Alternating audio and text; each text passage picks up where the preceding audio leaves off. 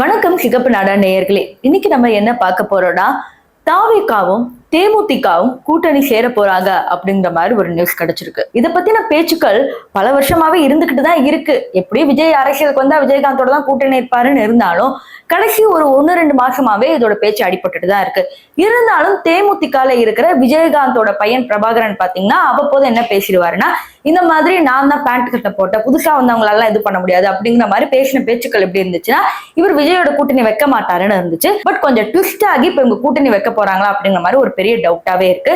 So அது என்ன அப்படிங்கறது இந்த வீடியோல பாத்துடலாம். சோ வாங்க வீடியோக்குள்ள போகலாம். தாவேகா தலைவர் விஜய் அவர்கள் ஃபர்ஸ்ட் மாநாட்டுல என்ன சொல்லியிருந்தாருன்னா, யாரு வேணாலும் கூட்டணியில வரலாம், இங்க கூட கலந்துக்கலாம் அப்படிங்கிற மாதிரி சொன்னாங்க. ஆனா அன்பார்ச்சுனேட்லி பாத்தீங்கன்னா அதிமுகவோட பிஜேபி கூட்டணி இருந்தனால அதிமுக வந்து 81 சீட்ஸ் ஆஃபர் பண்ணாலும் விஜயால அதை ஏத்துக்கவே முடியல, பிஜேபியோட கூட்டணி இருக்கிறதுனால. இதெல்லாம் ஒரு பக்கம் இருக்கும் போது சரி இங்க திமுகவோட சேர்ந்துக்க முடியாது, பாமகவோடையாவது சேர்ந்துக்கலாம் அப்படின்னு போய் பார்த்தா அங்க பாமகலே பல பிரச்சனை நடக்குது. இப்ப கடைசியா விட்டு இருக்கிறது யாருன்னு பாத்தீங்கன்னா தேமுதிக மட்டும்தான். தேமுதிக வந்து அதிமுகவோட கூட்டணி இருந்தாங்க, கொஞ்சம் சீட்டு வாங்கலாம்னு எவ்வளவோ ட்ரை பண்ணிட்டாங்க, பட் அவங்களால ஒண்ணுமே முடியல. சோ தேமுதிக பாத்தீங்கன்னா அப்படியே அவாய்ட் பண்ணி வச்சுக்கிட்டாங்க. இப்ப தேமுதிகவும் தாவேகாவும் மட்டும்தான் இருக்கிறதுனால இவங்க 2 பேரும் கூட்டணி இருக்கலாம் அப்படிங்கிற மாதிரி ப்ரெடிக்ஷன் சொல்லுது. இப்ப வந்து தேமுதிக கட்சியை பொறுத்த வரைக்கும் பாத்தீங்கன்னா விஜயகாந்த் அவர்கள் இறந்து போனனால ஒரு அனுதாப அலை வந்து இருக்கு.